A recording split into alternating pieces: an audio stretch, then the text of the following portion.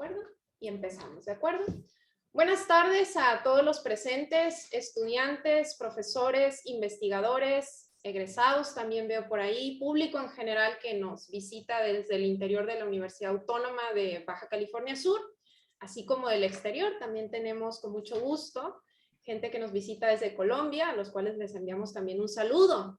A todos ustedes, muchas gracias por su asistencia y conectarse al seminario semanal de la carrera en Gestión y Ciencias del Agua. Un espacio dedicado para conversar sobre el agua cada jueves a las 18 horas. Les comento la dinámica general del evento a toda la audiencia que nos está escuchando. Los ponentes en este caso van a disponer, pues eso, entre 40 y 50 minutos para realizar su presentación. Al concluir la misma, disponemos de un espacio aproximado de 10 minutos para que ustedes formulen preguntas, ya sea por el chat o abriendo el micrófono. ¿De acuerdo? Siéntanse libres de poder plantear todas las dudas que tengan.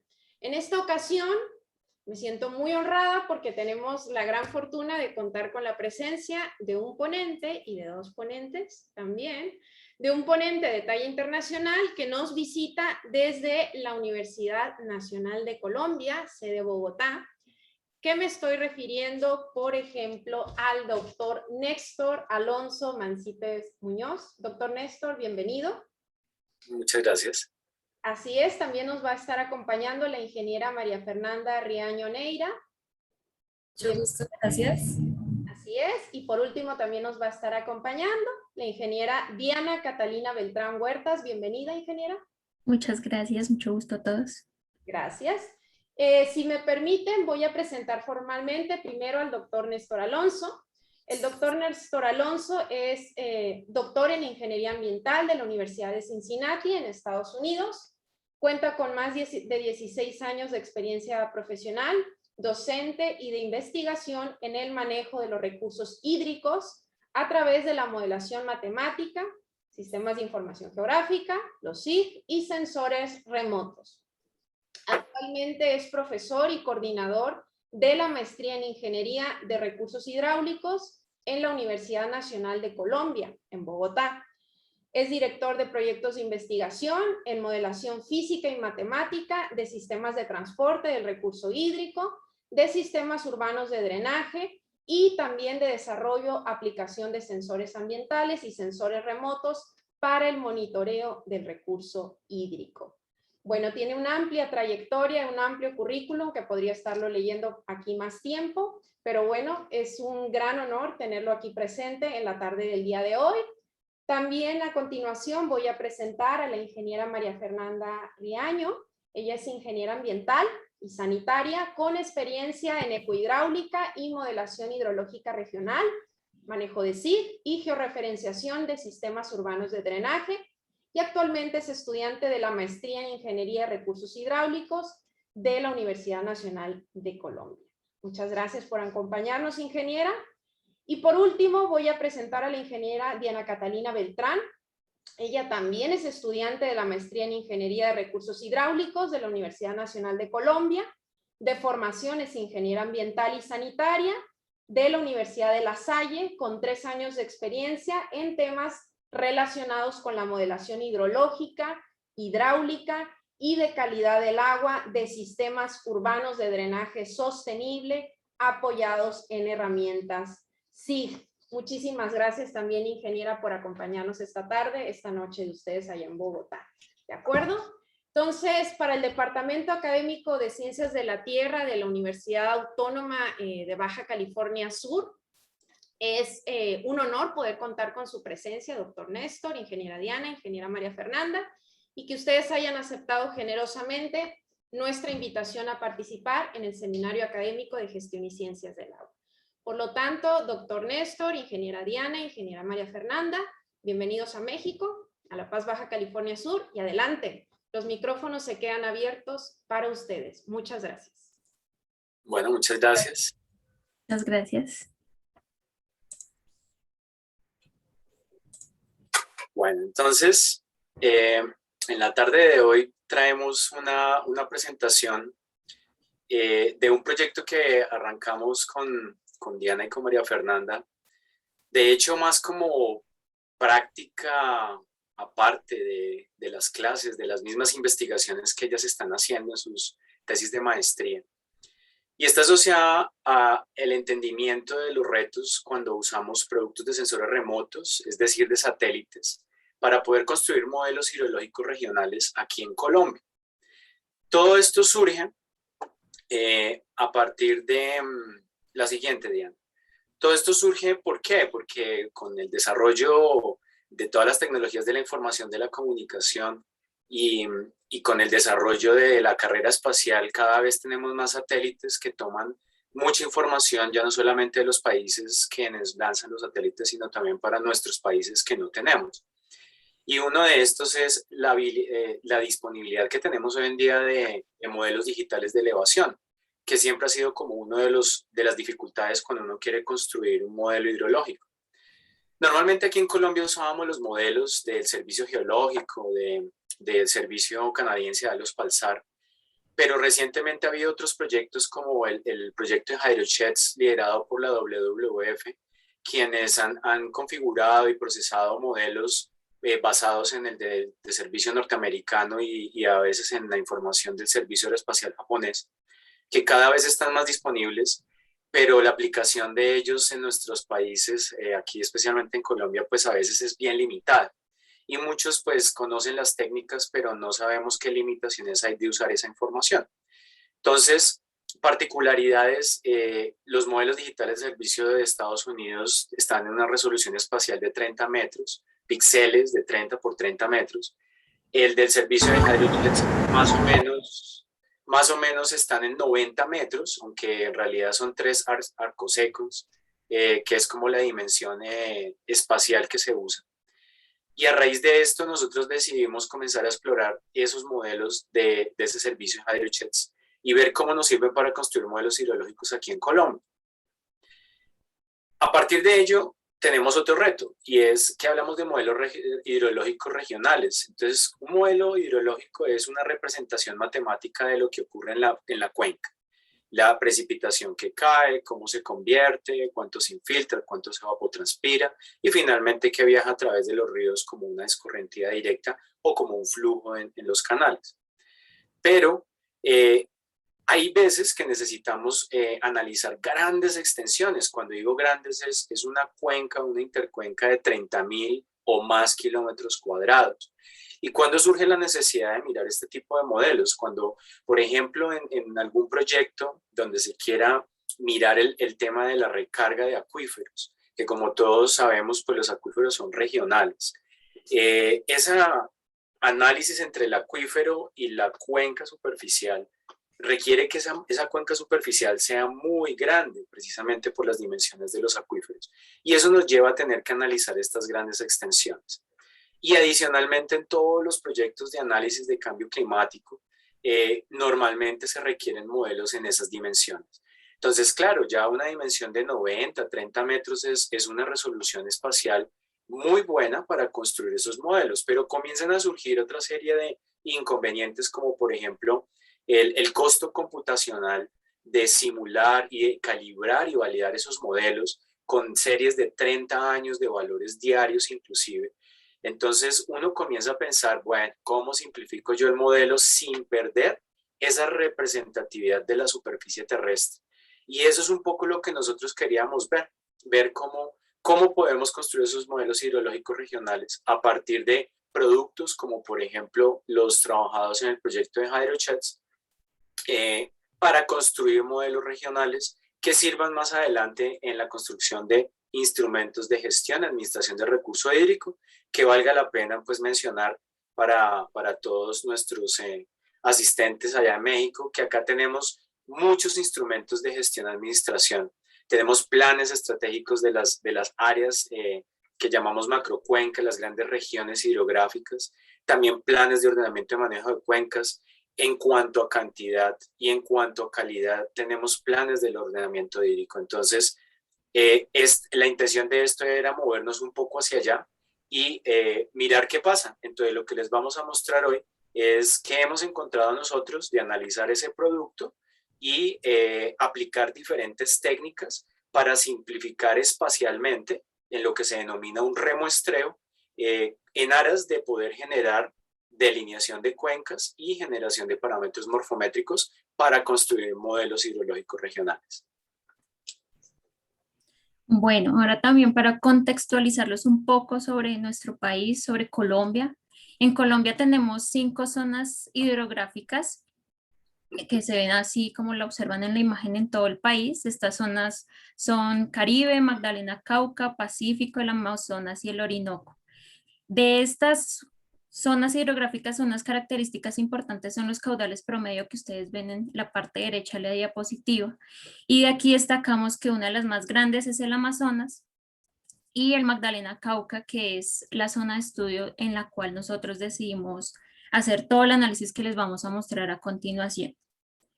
Y entonces un poco los vamos a llevar hasta Colombia a todos ustedes para que conozcan un poco sobre la estructura de nuestro país y cómo está conformada geográficamente. Aquí, pues, como vemos, está Colombia. Estamos ubicados pues en América del Sur. Esa área roja o ese polígono rojo que ustedes ven ahí es la zona en la cual nosotros hicimos el estudio. Como ustedes ven, pues somos un país afortunado, tenemos abundancia de agua en cuanto a ríos que cubren todo el país. En la zona que estamos estudiando se llama Medio Magdalena. Estas son como la información oficial que tenemos del país. También vemos que esa área está conformada en la parte central por el río Magdalena, que es uno de los ríos más importantes del país y tiene varios ríos tributarios que lo alimentan. También vemos que está caracterizado porque está rodeado por 2 cordilleras, que son la central y la oriental, y hacen que esta zona sea muy plana hacia la parte donde se encuentra el río Magdalena y bastante montañosa hacia los costados. Eso representa un reto para la modelación que ya les contaremos más adelante. De igual manera, si vamos de manera detallada por el río Magdalena, como les vamos a mostrar a continuación, vamos a ver que este río tiene bastantes curvas, bastante sinusoidal y tiene varios asentamientos urbanos dentro de la cuenca. Eso en algunos casos produce varios problemas para esas poblaciones. Tenemos también que tiene una conformación que parece de un río trenzado. Entonces, esto varía mucho entre épocas húmedas y épocas secas dentro del país. Varía mucho la dinámica de este río. Y tenemos también varios complejos de ciénagas, los cuales son masas de agua estancadas poco profundas y que cuando usamos modelos digitales de elevación pueden representar algunos problemas y tomarlo como algunos errores que ya les contaremos más adelante. Entonces, estas ciénagas se encuentran mucho, sobre todo en la parte norte de la cuenca sobre la cual nosotros estuvimos trabajando, y aquí es importante tener en cuenta que con esto se hace una corrección de la información para que interprete el modelo digital de elevación adecuadamente la información de estas ciénagas. Entonces, como ven, tenemos varias ciénagas en esta parte del río Magdalena de la cuenca de estudio. Ya entrando un poco hacia los objetivos que mencionaba un poco el profesor Néstor, de la investigación, es una de las primeras cosas que queríamos identificar era cuáles eran esos retos para generar información de entrada que nosotros utilizamos en modelación hidrológica, que tiene que ver con los modelos digitales de elevación o Digital Elevation Model, como se conoce en inglés. Y lo segundo era establecer cuál es el impacto de utilizar modelos digitales de elevación con un tamaño de píxel más grande, haciendo técnicas de remuestreo, en conformación de parámetros morfométricos que se utilizan en modelos hidrológicos. Entonces, eso hace parte de un macro proyecto de 2 fases. La primera fase, que es lo que les vamos a mostrar el día de hoy, es ese análisis del cambio de la resolución de esos modelos digitales de elevación en la estimación de parámetros morfométricos, y la intención es más adelante utilizar esos resultados para ubicarlo en unos modelos y poder determinar cuáles son los que mejores resultados obtienen. Entonces, así como les comentaba Diana, en cuanto a los objetivos, en este momento nos vamos a centralizar en el primero, que es identificar los retos que tiene todo este proyecto. Entonces, inicialmente, en el reto número 1, hablamos del pre y el post procesamiento de la información, en donde nos enfocamos en digitalizar los ríos manualmente. Como ustedes ustedes pueden observar en la imagen que se proyecta, podemos encontrar cómo nosotros sobreponemos los ríos, que estos ríos los obtenemos a partir de capas que nos otorgan entidades públicas, en este caso el IGAC, el cual se llama Instituto Geográfico Agustín Codazzi. Esta entidad es la entidad oficial del gobierno que se encarga de producir el mapa oficial y toda la cartografía básica de Colombia. Entonces nosotros obtenemos estos ríos, esta capa de ríos del IGAC, la sobreponemos en imágenes satelitales para poder verificar cuáles ríos realmente se conservan de forma real y cuáles realmente no se conservan, y poder hacer esta corrección de forma manual. Ya posteriormente ustedes pueden observar en la imagen de arriba cómo se puede reemplazar una ciénaga, la cual en realidad existe, pero en las proyecciones que se hacen en los ríos puede que no se represente. Entonces nosotros lo que hacemos es trazarla manualmente como un río cortante. Y también en la imagen de abajo se puede observar cómo nosotros realizamos la digitalización del río principal, que es el río Magdalena, a una sola línea. Esto con el fin, ya que este río es tan complejo, tiene diferentes movimientos y también incluso diferentes anchos a lo largo del tramo, nosotros lo digitalizamos a una sola línea para simplificar el procesamiento. Esto en cuanto al río, el reto número 1, que también incluye simplificar los ríos secundarios, simplificar los ríos secundarios, es decir, reducir la cantidad de información que nos otorga la capa de ríos secundarios, es decir, los ríos tributarios que aportan al río principal, al 50%. Esto lo hicimos según ensayos previos que nosotros mismos realizamos para poder identificar hasta qué punto podíamos simplificar estos ríos y que la información quedara un poco más sencilla de procesar a nivel computacional. Ya posteriormente, en el reto número 2, hablamos sobre la resolución espacial de los productos de los sensores remotos. En este punto es cuando nos hacemos la pregunta sobre qué resolución debemos utilizar. Esta pregunta es muy importante considerando los procesamientos que vamos a manejar. Entonces, un primer indicio que nos dice hacia qué dirección tomar, hacia qué resolución enfocarnos, fueron unos proyectos previos que realizamos en donde nos mencionaban que para poder realizar el procesamiento hidrológico que demandaba este proyecto requerían una resolución de 3.000 metros aproximadamente.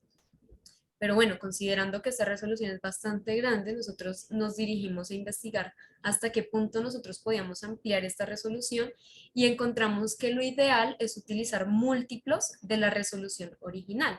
En este caso, nosotros utilizamos el modelo digital de elevación a una resolución inicial de 90 metros. Por consiguiente, los múltiplos que podíamos utilizar de esta resolución nos llegó a acercarnos a una resolución de 2.700 metros como una resolución medianamente cercana a los 3.000 metros.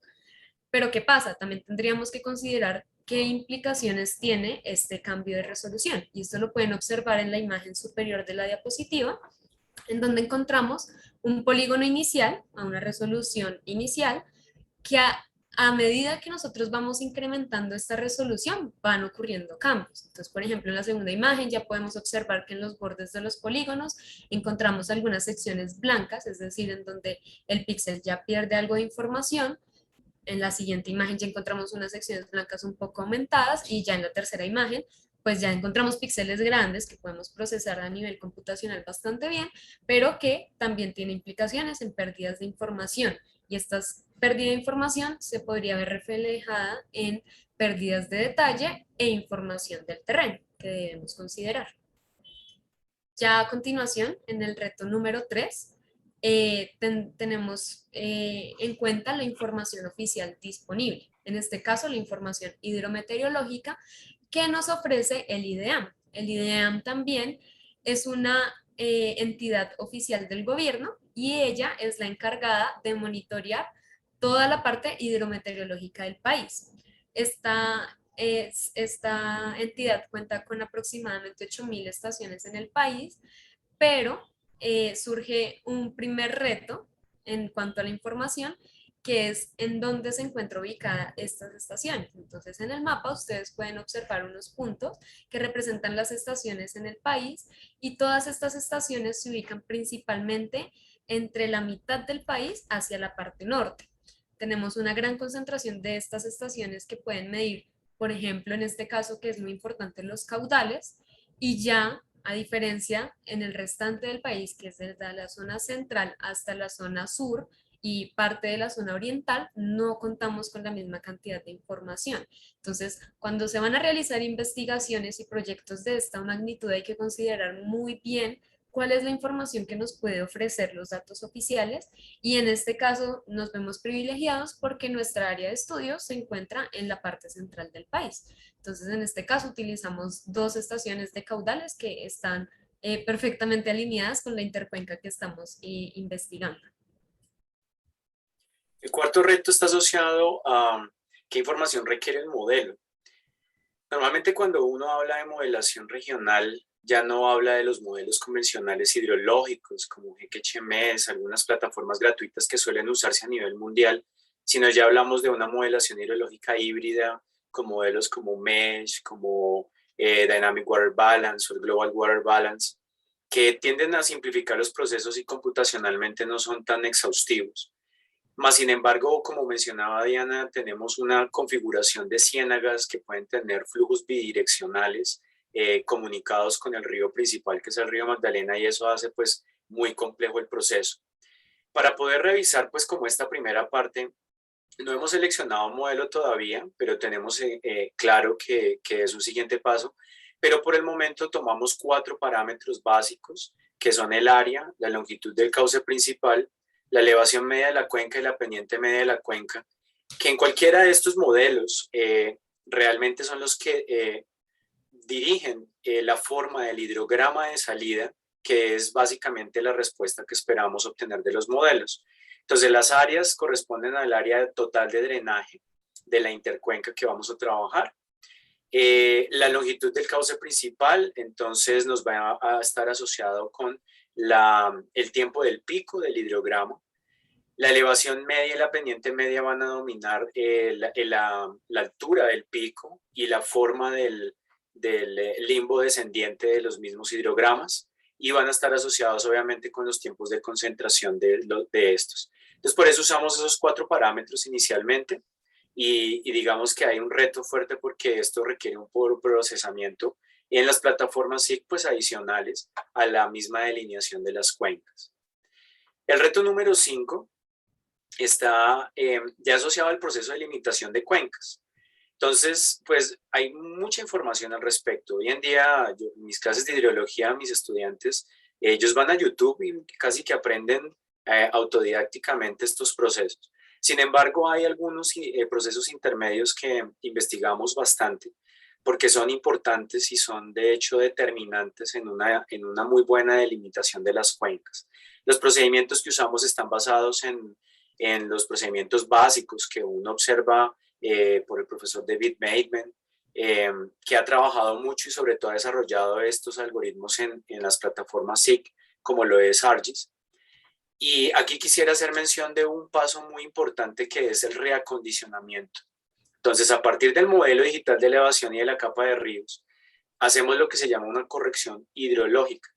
En muchos casos, como vemos en la imagen superior izquierda, el contorno del terreno, que sería esa línea verde, no coincide con la ubicación del río real, que sería ese puntico que dice stream. O sea, aparentemente está más corrido a la izquierda, pero es que la cartografía oficial dice que va ahí en esa ubicación.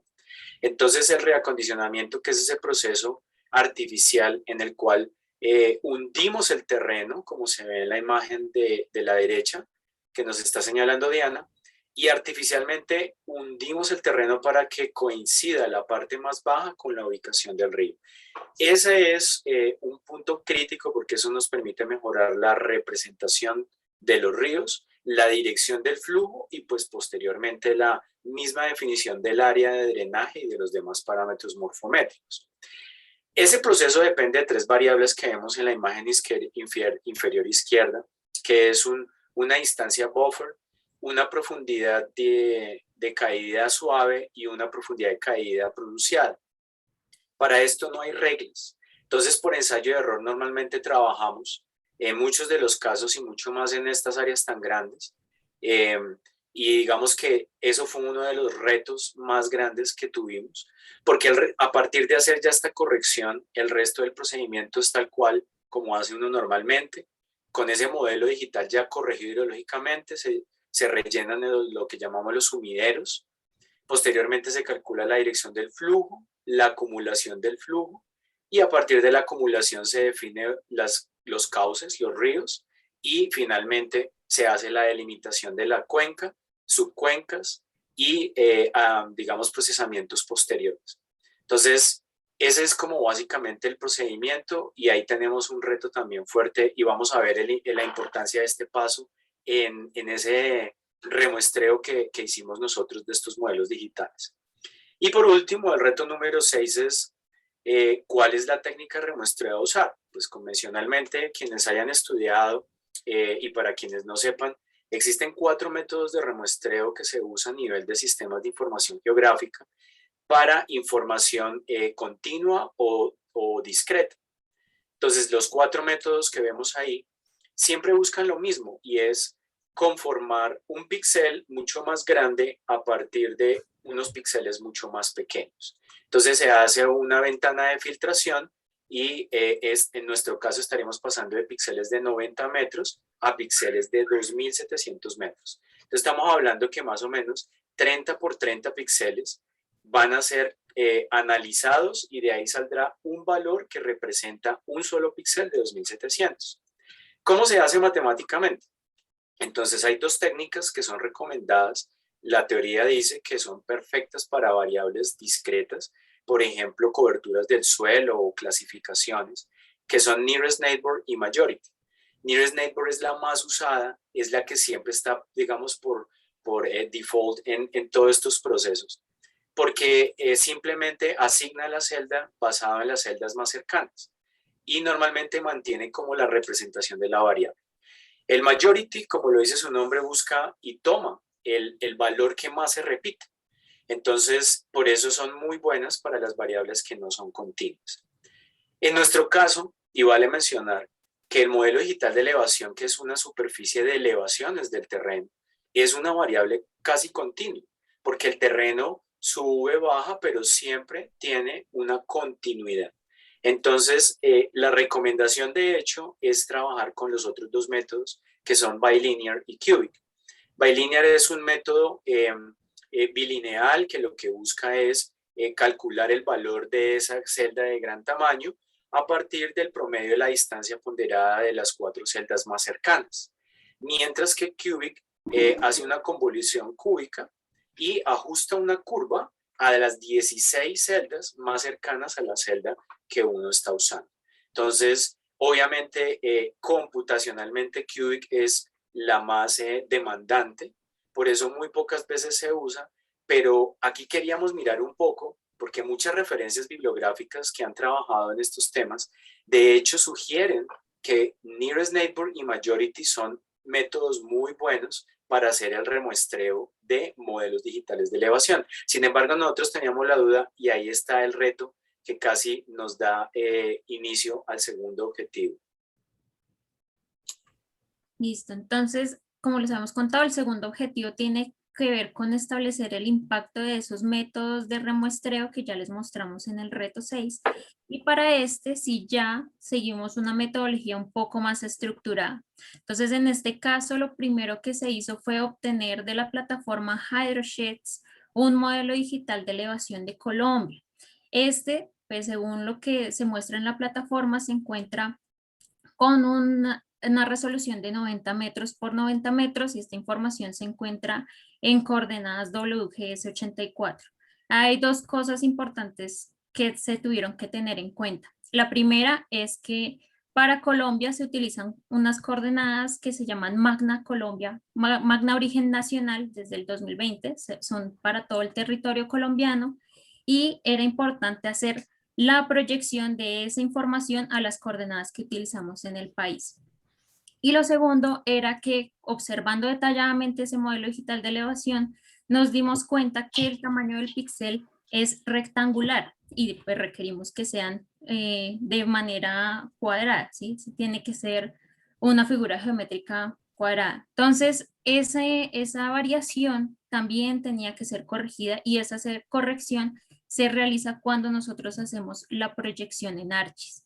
Entonces, cuando entramos a ArcGIS, encontramos que existen también 4 métodos de proyección que son las mismas técnicas que les acabamos de explicar en el reto 6. Entonces, tomamos el modelo digital de elevación y lo proyectamos con cada una de las técnicas. Luego de que se hace eso, entonces pasamos a hacer el remuestreo a el píxel de 2700, teniendo en cuenta también todas las técnicas de remuestreo mencionadas previamente.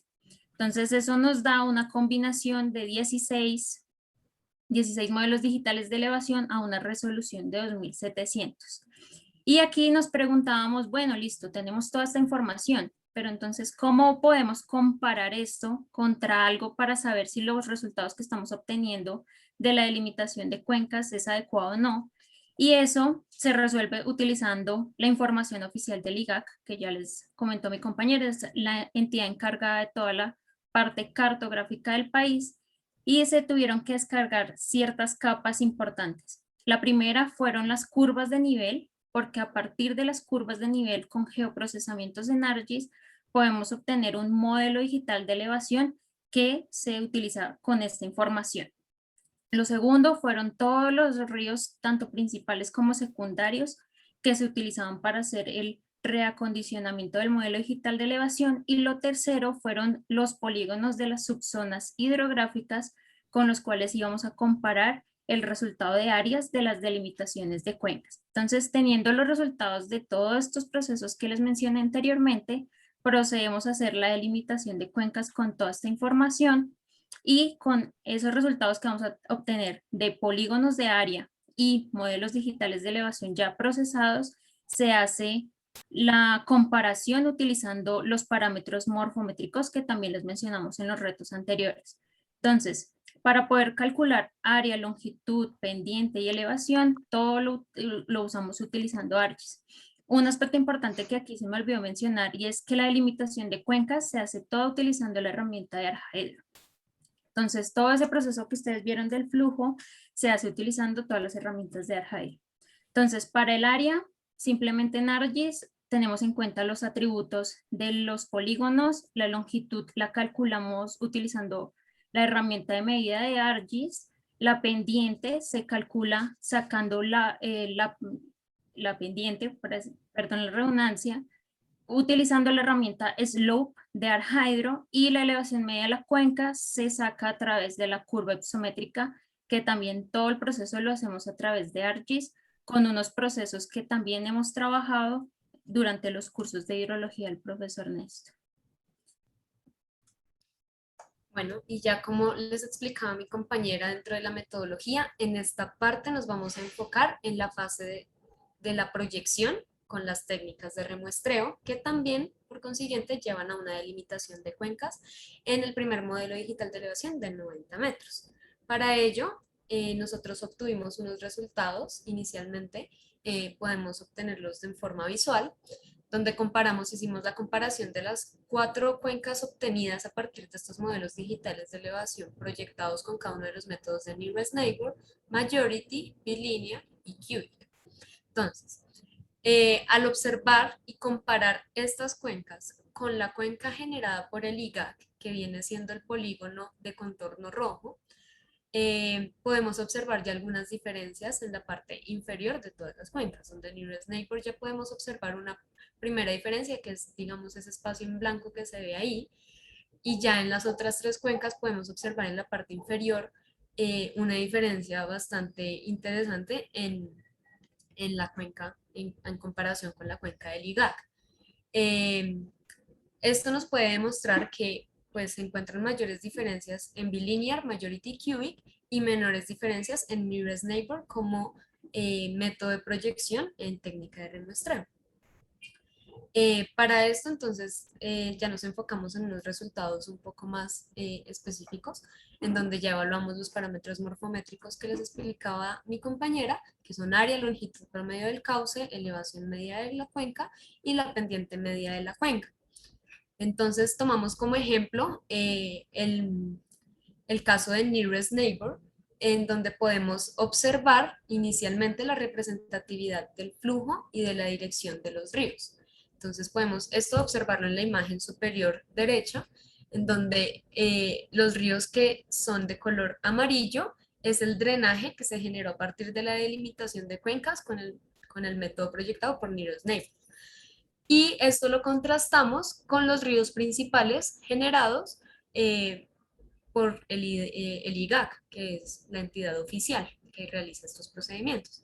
Y podemos observar que en la sección principal del río, que viene siendo el río Magdalena, existe una muy buena representación del cauce, los movimientos que hace el río, las curvaturas, los resaltos y demás, todo se observa en perfectas condiciones e incluso también se observa una muy buena representatividad de los ríos que tributan hacia este río principal. Y ya adicionalmente decidimos realizar una segunda comparación que tiene que ver con los perfiles topográficos de esta cuenca. Entonces tomamos la intercuenca, la proyectamos y atravesamos una línea horizontal, de ahí generamos los perfiles topográficos que proyectamos en las imágenes inferiores. Entonces se hace una comparación entre el modelo digital de elevación del IGAC, nuevamente, versus el modelo digital generado por Nearest Neighborhood a 90 metros de resolución. Ahí podemos observar dos puntos clave.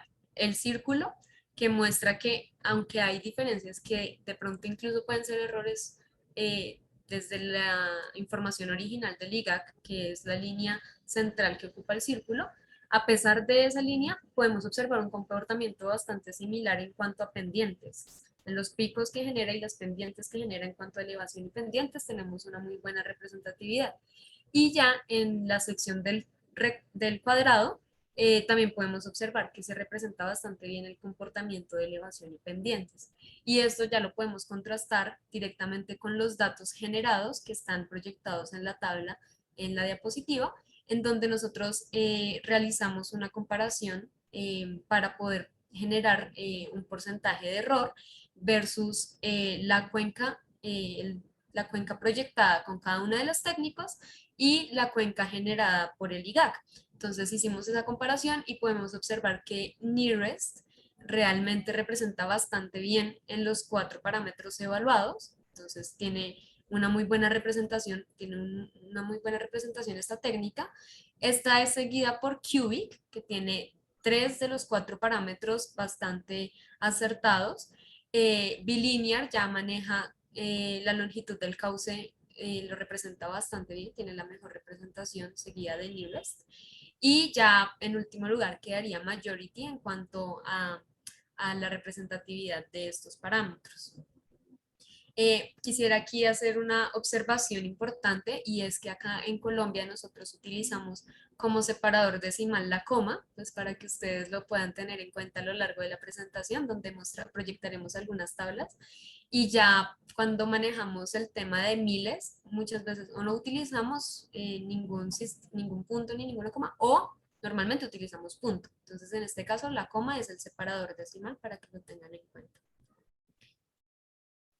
Listo, entonces, algo que queríamos mirar era qué impacto tenía ese remuestreo, ¿no? Una vez se hace uno la proyección y hace el remuestreo, hicimos un par de perfiles y en esos perfiles, si pasas Diana, porfa, creo que es evidente el impacto que tiene un paso, un remuestreo tan grande de 90 a 2700. El primero es la evidente suavización del terreno, precisamente pues por la dimensión del píxel. Entonces, si nos enfocamos en los círculos rojos, observan ustedes en la parte izquierda del modelo de 90 metros que más o menos hacia el centro hay un cañón, hay un río, mientras que en la parte derecha en el círculo está tan suavizado que el modelo podría entender que ahí no va un río. Y en ese caso fue cuando encontramos que además de revisar la técnica del remuestreo, que son 4 que estábamos evaluando, el tema del reacondicionamiento se volvió crítico, porque necesitábamos modificar en cierta manera ese modelo digital remuestreado para poder garantizar que los ríos realmente vayan por donde deben ir y que los flujos o la dirección del flujo pues sea correcta y podamos generar la mejor representación. Por el otro lado, el otro efecto negativo que ya inclusive aquí identificamos, que vamos a mirar en el recuadro, en el cuadrado rojo en las dos imágenes, está dado en la pérdida de las alturas. Entonces, claro, la suavización por las mismas técnicas que en muchos casos filtran el valor mayor o ajustan las curvas, hacen que se pierdan alturas. Entonces, si observamos el pico hacia la izquierda del recuadro rojo está como alrededor de 800 metros. En el modelo digital ya remuestreado cayó a 550. Entonces observamos pérdidas de cientos de metros en elevación, específicamente en zona montañosa, y eso ya se imaginarán que tiene una repercusión fuerte en los cálculos de elevaciones, pero aún más grave en el cálculo de las pendientes. Otro resultado que les vamos a mostrar ahora es con respecto a la delimitación de cuencas, precisamente para ver ese impacto de hacer ese remuestreo sobre este tipo de parámetros. Entonces, aquí están los primeros resultados que obtuvimos de la delimitación de cuencas y los parámetros para los casos de los DEMS de 2.700 metros, y observamos varias cosas importantes. Primero, van a observar tanto valores positivos como negativos. Entonces, todo valor que vemos negativo significa que hay una sobreestimación de los parámetros morfométricos. ¿Eso qué quiere decir? Que lo que obtuvimos con el modelo de 2700 está por encima de lo que nosotros esperábamos, que era la información oficial del IGAC. Y valores positivos, entonces hay una subestimación de cada uno de los parámetros. Entonces vemos que se sobreestiman áreas y se subestiman longitudes, elevaciones y pendientes. También otra cosa y un análisis que hicimos fue de cada uno de los parámetros de manera individual, y quisimos destacar cuáles eran los que más se aproximaban a cero, porque pues estos son los porcentajes de error, de diferencia entre la información oficial y de remuestreo, y lo ideal era obtener un 0% de error. Entonces tenemos, por ejemplo, para el caso del área, que el mejor caso fue con proyección bilinear y método de remuestreo bilinear. El peor fue con proyección cubic y remuestreo con nearest. Para el caso de la longitud, el mejor caso está con nearest cubic y el peor con bilinear nearest. En elevación tenemos el mejor caso con bilinear bilinear y el peor con bilinear nearest. Y en la pendiente media tenemos el mejor caso con bilinear nearest y el peor con bilinear majority. Si se dan cuenta, pues también como otros aspectos importantes es que dentro de la proyección de bilinear es donde obtenemos los mejores, menores errores, pero también obtenemos los mayores. Entonces eso es algo que implica que se debe hacer un análisis un poco más exhaustivo de cómo podemos escoger cuál es el mejor método para hacer el remuestreo. Y algo muy importante es que definitivamente la pendiente media de la cuenca fue uno de los parámetros que más se vio afectado, donde tenemos diferencias de hasta el 80%. En cambio, para los otros valores, no en muchos de los casos se superaba el 10% y podemos considerar pues que es un error aceptable. Y también para poder de manera detallada analizar toda esta información, entonces cogimos cada uno de los parámetros y hicimos un análisis diferente, más exhaustivo. Entonces, para el caso del área, tuvimos en cuenta todos los resultados de la delimitación de las intercuencas. Para el caso de la longitud promedio, comparábamos la línea de drenaje obtenida por el modelo versus la oficial del IGAC, y para las elevaciones de media de la cuenca y pendiente, evaluamos perfiles topográficos, como ya les hemos mostrado algunos anteriormente. Entonces, de manera inicial, les voy a mostrar el área. Entonces aquí ustedes van a ver una matriz en la cual están todos los resultados que obtuvimos con todos los modelos digitales de elevación, y van a notar que todo lo que ven, mejor dicho, de manera horizontal van a ser las proyecciones, o sea, son nearest bilinear majority cubic en proyecciones, y de manera vertical son los remuestreos. Y aquí destacamos entonces que bilinear en área fue el que mejor resultado obtuvo, y nearest cubic el que más errores tuvo. No son muy notorias las diferencias, Sin embargo, de pronto en la parte superior se alcanza a notar ligeramente que Nearest Cubic está sobreestimando un poquito más el área que lo hace bilinear bilinear. Y en todos los casos, como se dan cuenta, en la parte superior de la cuenca hay una sobreestimación del área, que es la que observamos en la tabla con valores negativos. Entonces ese es uno de los primeros resultados. Ya dentro de los resultados posteriores, nos enfocamos en el tema de la generación de los drenajes. Entonces, en el caso con menor error, que es Nearest Cubic para drenaje, y en el caso de mayor error, que es Bilinear Nearest para el caso de mayor error, nos decidimos comparar, así como les explicaba anteriormente, los ríos principales, la capa de ríos principales que es generada por el IGAC, que es la línea roja que ustedes pueden observar en cada uno de los mapas, versus la línea de drenaje que se generó a partir de la delimitación de las cuencas de 2700 de resolución para cada uno de los métodos proyectados. Entonces, en el caso de Nearest Cubic podemos observar esta línea de drenaje de color azul, y en el caso de Bilinear Nearest de color verde. Aquí podemos ver que realmente la representatividad es buena, y pues se observan ya a manera de detalle dos fenómenos. Uno de ellos es que la representatividad del comportamiento sinusoidal del río se da bastante bien. Adicionalmente, se mantiene la forma del río principal y de las direcciones que toma este río principal. Pero también podemos observar que Nearest Cubic lo representa mejor que en Bilinear Nearest. Puede que sean diferencias bastante sutiles, pero son diferencias que a nivel matemático se observan en la tabla que les mostró anteriormente Diana. Y además también podemos observar el segundo fenómeno, que es representado por el triángulo, que nos demuestra que a pesar de que se realicen diferentes técnicas, todos estos modelos pueden sufrir cambios dentro de las líneas de drenaje, como sucede en el caso de este río tributario que se desvió hacia la izquierda, no mantuvo la línea que vendría siendo la línea roja para que aportara hacia el río principal, sino que tuvo una desviación considerable hacia la izquierda, pero que en el caso de Nearest Cubic es un poco menor que en el de Bilinear Nearest.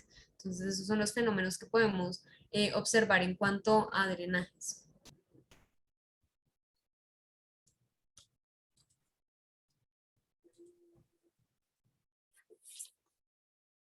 Ya posteriormente, Sígueme. tenemos los resultados de la elevación media de la cuenca. Estos los podemos observar con proyecciones de los perfiles topográficos que realizamos para tres casos. Inicialmente, que es representado por el recuadro negro, es de la cuenca del IGAC. El caso con menor error, que es el de bilinear bilinear, y el caso con mayor error, que es de bilinear nearest para el parámetro de elevación media de la cuenca. Entonces, aquí podemos observar los cambios en elevaciones que se producen y que se pueden detallar los círculos que encierra los perfiles topográficos, en donde las elevaciones disminuyen considerablemente.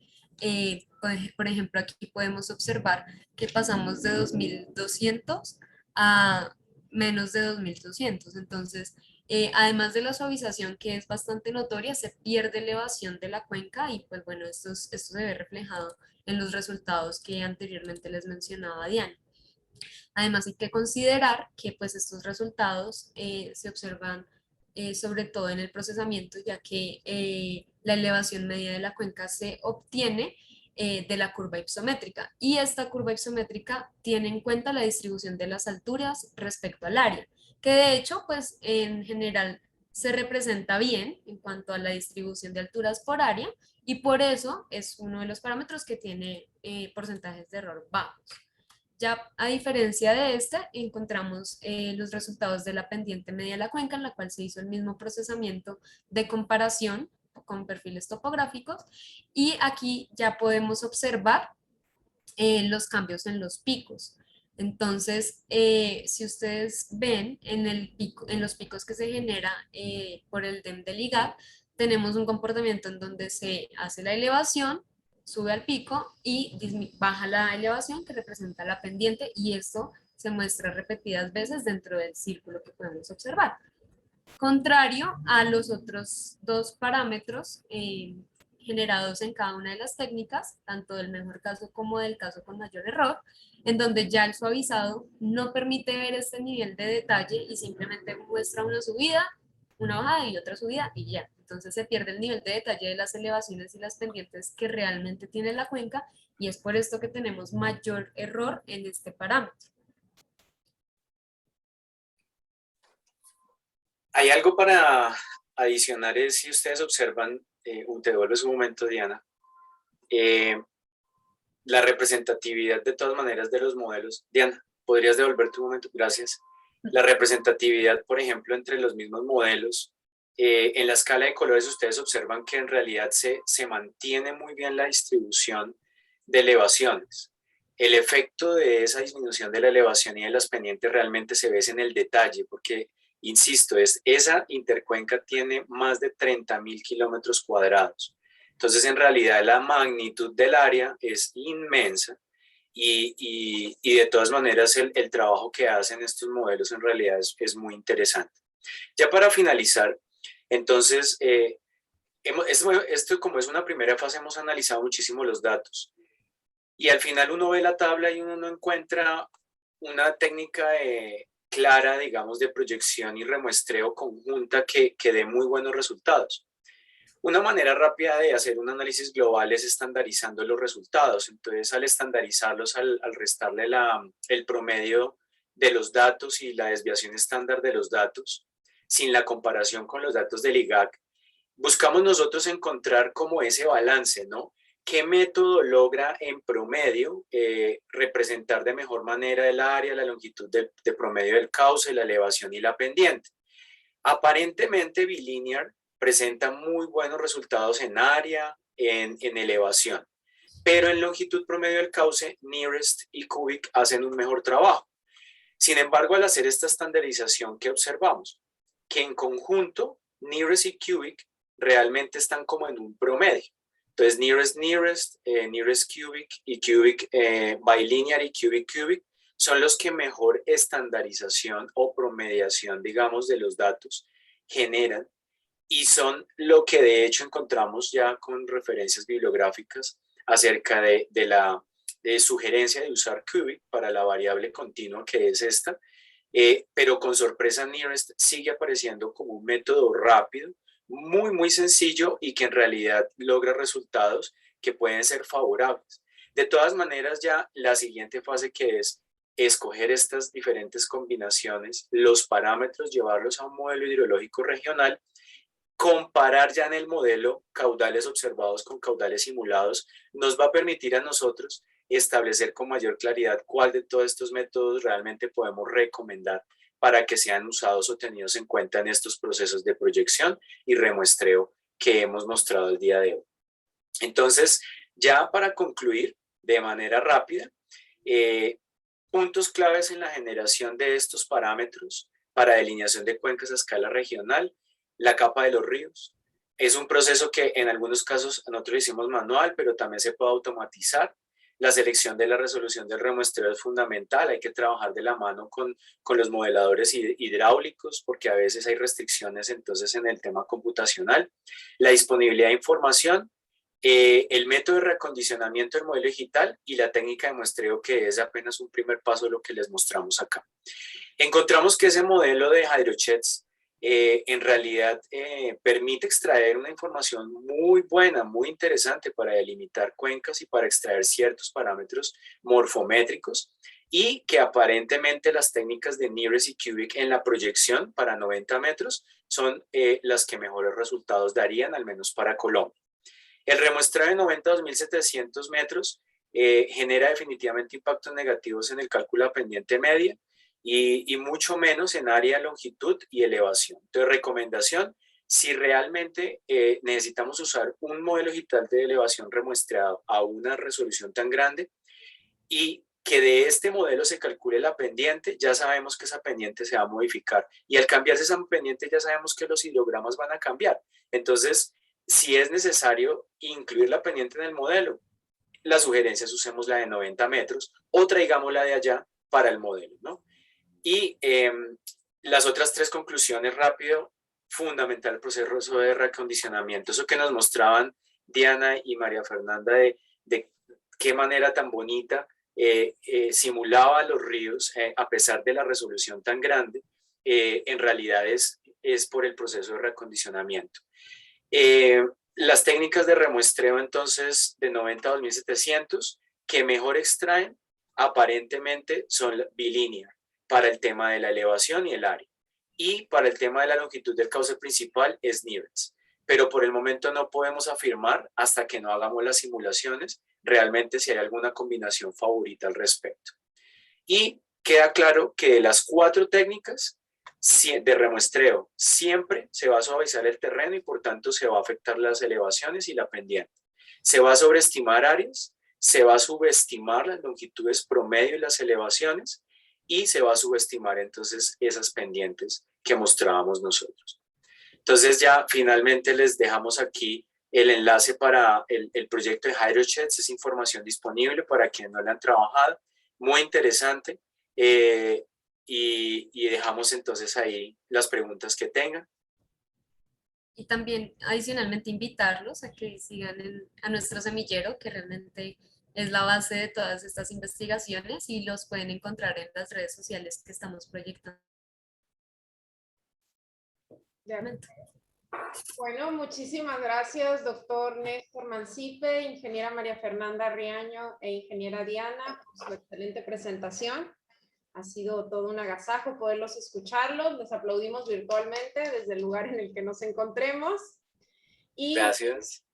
Así es, por ahí llegan aplausos.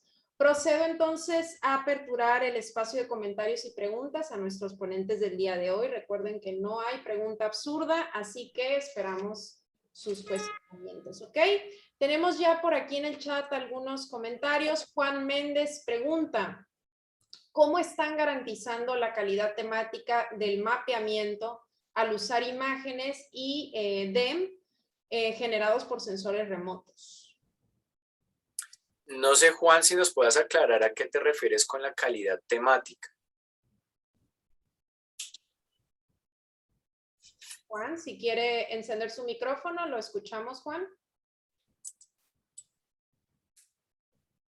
¿Será que sí está por ahí? Sí, buenas noches, ¿se escucha? Sí, hola, Juan. Hola, profesor Néstor, Diana, María Fernanda. Bueno, calidad temática, es que no sé el nombre realmente en español, pero calidad temática me refiero como cómo están haciendo para garantizar que lo que realmente están mapeando es lo que realmente se encuentra en el área, ¿no? O sea, realmente qué tan confiable es lo que se está generando y cómo están haciendo para garantizar esa confiabilidad, ¿no? Están de pronto haciendo algún tipo de, no sé, de un índice de capa o alguna de esas opciones para mirar la calidad de esa información. En este momento sí, ya entiendo a qué te refieres, Juan. No hemos hecho, digamos, métricas adicionales que comparaciones, digamos, como mencionábamos con la información oficial del IGAC, a partir de comparación de las áreas de los polígonos, de las longitudes de los ríos. En realidad usamos fue los parámetros derivados como punto de comparación, pero como tal una calidad interna del raster, según te entiendo, no la hemos realizado porque la consecución, digamos, de los puntos geodésicos para poder contrastar de pronto elevaciones y ver qué tanto error vertical y horizontal tenemos, no hemos podido conseguir toda la información para el área y ha sido un poco difícil. Entonces, en realidad, sí, no hemos logrado hacer un análisis como el que tú planteas, pero sí lo hemos pensado ya varias ocasiones. Y es algo que todavía seguimos dándole vueltas por la dificultad del acceso a la información, sobre todo, ¿no? Ok, entiendo. Vale, muchas gracias. Gracias. Gracias a ti, Juan. Tenemos una siguiente pregunta de Luciana Jordán, estudiante. De los 4 métodos de remuestreo, entiendo, ¿cuál es el más complejo y cuánto tiempo de procesamiento se llevan con cada modelo al realizarlo? ¿Quieren contestar Diana, Mafe? Pues en cuanto al tiempo que toma el geoprocesamiento, en realidad es el mismo para todos. Ninguno toma más tiempo que el otro. De pronto algunos procedimientos dentro de la delimitación de cuencas toman tiempo, como hacer el reacondicionamiento con capas de ríos secundarios, debido a que son tantos que a veces al computador le toma un poco de tiempo poder procesar esta información. Entonces, en cuanto a eso, son iguales, la verdad, en realidad todos trabajan de la misma manera. De acuerdo. No hay- Realmente, lo que yo mencionaba de que uno era más complejo que el otro, en realidad está asociado a la matemática por debajo. Lo que pasa es que hace muchos años, esto se hacía manualmente. Entonces era más notable, o los computadores no tenían pues procesadores con 4 núcleos o demás, y le tomaba tiempo a un qubit ajustarse a una curva, pues haciendo una convolución cúbica, comparado con un análisis discreto como el de NIRST. Pero hoy en día nosotros corremos en computadores que el de Diana tiene 4 núcleos físicos, el mío tiene 4 también. Es imperceptible la diferencia con respecto a esos métodos de resampling, a pesar de que el área es tan grande, ¿no? Pero procesar Diana, más o menos, ¿cuánto tomaba hacer un remuestreo de 90 a 2700? Un par de minutos, Cuestión de segundos, en realidad. Es inclusive, inmediato. ¿no? Es muy rápido, pero eso también depende del computador, ¿no? Ya, ok. Muy bien. Por aquí les mencionan la doctora Karen, excelente presentación. Jorge dice muchas gracias. Luciana les agradece, excelente presentación, felicidades. Fernando por aquí dice realmente buena presentación, pasa a retirarse, lo que pasa es que ya empiezan las clases a esta hora. Y vamos a leer por aquí una última pregunta, ya estamos sobre tiempo. Diego Rodríguez dice, ¿han explorado o consideran relevante el uso de técnicas de downscaling para aplicar a cuencas de menor tamaño? Y si han explorado otros tipos de información satelital como precipitación o temperatura. Sí, digamos que el downscaling es aún más complejo, ¿no? Esto que estamos haciendo se llama el upscaling, que es mucho más sencillo y es la simplificación de tener información muy detallada. El downscaling no lo hemos trabajado mucho por 2 razones. Necesitamos patrones. Todo proceso de downscaling requiere un patrón para poder un píxel más grande volverlo muchos píxeles pequeños y que realmente representen algo tan complejo como lo es el terreno, ¿no? Entonces, en realidad no hemos incursionado allá, pero sí hemos estado mirando algunos temas porque hay patrones que se pueden derivar de información, por ejemplo, de drones.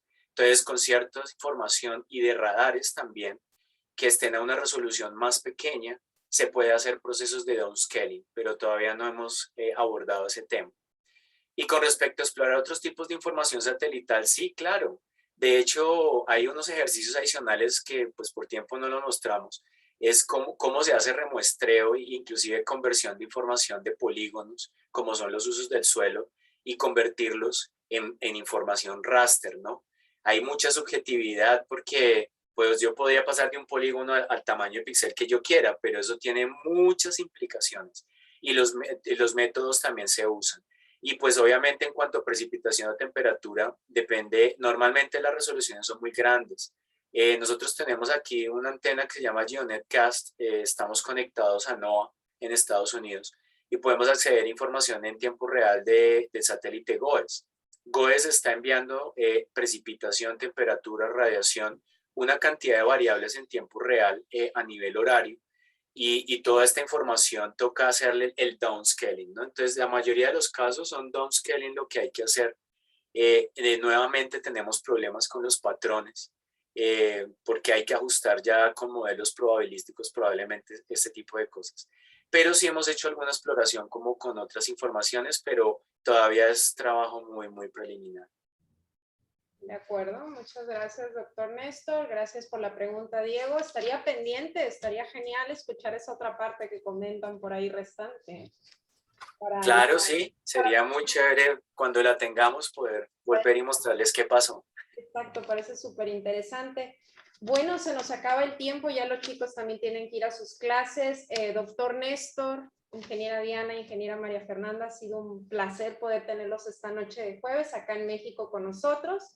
Y antes de despedirnos, me gustaría por ahí pasarle el uso de la palabra a la jefa del Departamento Académico de Ciencias de la Tierra. Está por ahí la doctora Mabayadira Cortés Martínez. Doctora. ¿La vemos por ahí, doctora? Aquí estoy. Hola, muy buenas tardes, noches. No sé qué hora tengan ustedes por ahí. Realmente, muchísimas gracias por la presentación que han hecho. Me he remontado. Yo trabajo con cuestiones completamente diferentes, cuestiones más bien marinas, pero me ha remontado a mi época de tesis, que teníamos que hacer todo este trabajo manual. Yo estuve trabajando en esas cuestiones, y con drenajes y todo eso, y a mano, y con el curvímetro, y ver todo eso que están ustedes generando. ¡Wow! Me hubiera gustado tanto tener esas herramientas en aquel tiempo, y qué bueno que las están utilizando y que están generando todo esto. Realmente gracias por compartirlo con nosotros. Y estaremos esperando, como dice la doctora María, a la siguiente parte. Bueno, con mucho gusto, sí. Esperamos vernos en otra ocasión. Que estén bien, y nuevamente les agradecemos su participación en nuestros seminarios de gestión y ciencias del agua. A ustedes por la invitación, muchísimas gracias. Muchas gracias, doctora. Y bueno, a todo el público presente, pues muchas gracias por su atención y asistencia. Sigan nuestras redes sociales para enterarse más a detalle de estos eventos. Y bueno, en este caso, un saludo enorme hasta Bogotá, doctor Néstor, ingeniera María Fernanda, ingeniera Diana. Gracias siempre por su generosidad para este evento. Les mando un abrazo caluroso a todos y que tengan una bonita noche. Próximamente les estaremos haciendo llegar sus constancias. Saludos. Bueno, muchas gracias. Muchas Buenas gracias. noches a todos. Todos. Hasta Hasta luego. luego, gracias, buenas noches. Buenas noches. Que pasen buena noche. Hasta luego. Gracias, gracias, gracias. Buenas noches. Buenas noches. Hasta luego.